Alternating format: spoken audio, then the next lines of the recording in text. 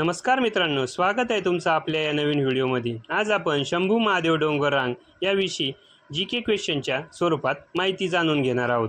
चला तर मित्रांनो, व्हिडिओला सुरुवात करूया। प्रश्न पहिला, शंभू महादेव डोंगर रांगा हेच नाव कोणत्या मंदिरामुळे पडलं? पर्याय क्रमांक 1 महादेव मंदिरामुळे, पर्याय क्रमांक 2 गणपती मंदिरामुळे, पर्याय क्रमांक 3 श्रीराम मंदिरामुळे, पर्याय क्रमांक 4 भैरवनाथ मंदिरामुळे। या प्रश्नाचं योग्य उत्तर आहे पर्याय क्रमांक 1 महादेव मंदिरामुळे। प्रश्न दुसरा, शंभू महादेव डोंगर रांगेचा विस्तार कुठून सुरू झाला आहे?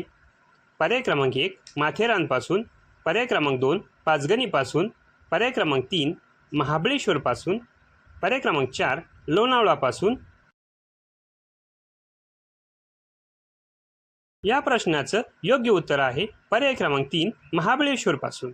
प्रश्न तिसरा, शंभू महादेव डोंगररांग कोणत्या दोन नद्याची खोरे वेगळे करते? पर्याय क्रमांक 1 तापी गोदावरी, पर्याय क्रमांक 2 भीमा व कृष्णा, पर्याय क्रमांक 3 कोयना व कृष्णा, पर्याय क्रमांक 4 गोदावरी व भीमा।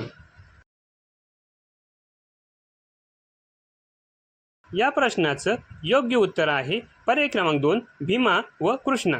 प्रश्न चौथा, शंभू महादेव डोंगर रांगेवरील खालीलपैकी कोणते थंड हवेचे ठिकाण आहे?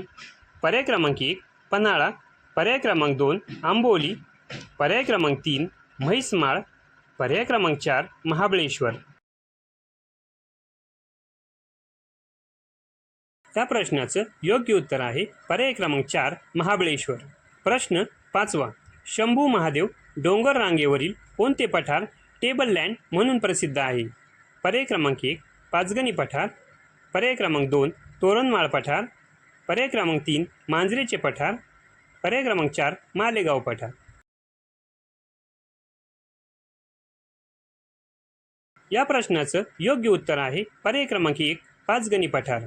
प्रश्न सहावा, महाबळेश्वर हे थंड हवेचे ठिकाण कोणत्या जिल्ह्यात आहे? पर्याय क्रमांक 1 सांगली, पर्याय क्रमांक 2 सातारा, पर्याय क्रमांक 3 कोल्हापूर, पर्याय क्रमांक 4 पुणे। या प्रश्नाचं योग्य उत्तर आहे पर्याय क्रमांक 2 सातारा। चला तर मित्रांनो, आपण शंभू महादेव डोंगर रांगेविषयीची या व्हिडिओच्या माध्यमातून माहिती जाणून घेतली। उर्वरित शंभू महादेव डोंगर रांगेविषयीची माहिती आपण दुसऱ्या पार्टमध्ये बघूच। तोपर्यंत धन्यवाद मित्रांनो।